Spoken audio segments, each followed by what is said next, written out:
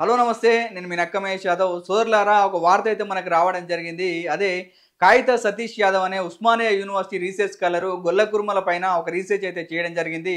దానికి సంబంధించి అతను డాక్టరేట్‌ని కూడా తీసుకోవడం జరిగింది. సో, ఒక వార్తను గనుక గమనిస్తే ఉస్మానియా యూనివర్సిటీ సోషియాలజీ విభాగానికి చెందిన పరిశోధకుడు కాగిత సతీష్ యాదవ్ డాక్టరేట్ పట్టా అందుకున్నారు.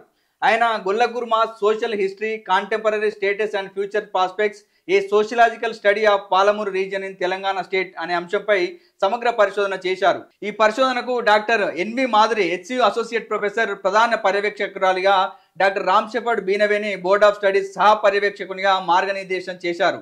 కరీంనగర్ జిల్లా వీనవంక మండలం గన్ముక్ల గ్రామానికి చెందిన వ్యవసాయ గొర్రెల కాపరి కుటుంబంలో జన్మించిన సతీష్ యాదవ్ పాలమూరు ప్రాంత మేత కార్మికుల వలస జీవనాన్ని పరిశీలించి వారి చరిత్ర, వలసల కారణాలు, ప్రస్తుత పరిస్థితులు, అలాగే గ్లోబలైజేషన్, పారిశ్రామికీకరణ, పట్టణీకరణ ప్రభావాలను లోతుగా అధ్యయనం చేశారు. తన పరిశోధనలో గొల్ల కుర్మల సామాజిక చరిత్ర, వృత్తి, సాంస్కృతిక వారసత్వం, తాళపత్ర గ్రంథాలు, రాగి పలకల ఆధారాలు, అలాగే పెద్దిరాజు, పెద్దమ్మ, వారి కుమారుడు కాటమరాజు వంటి జానపద వీరుల గాథలను విశ్లేషించారు.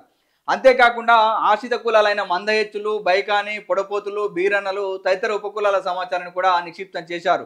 ప్రభుత్వ పథకాలు, పశు సంరక్షణ సేవలు ఈ వృత్తిజీవులకు చేరడం లేదని, భవిష్యత్తులో ఇది తీవ్రమైన సమస్యలకు దారితీస్తుందని తన పరిశోధనలో సతీష్ యాదవ్ హెచ్చరించారు. ఈ సందర్భంగా తన తల్లిదండ్రులు కాగిత మల్లయ్య, స్వరూప, తన భార్య భార్గవి, సిడిపిఓ ఆర్మూర్, తమ్ముళ్ళు Nagaraju, Kumar AE irrigation department అందించిన మద్దతుకు కృతజ్ఞతలు తెలిపారు.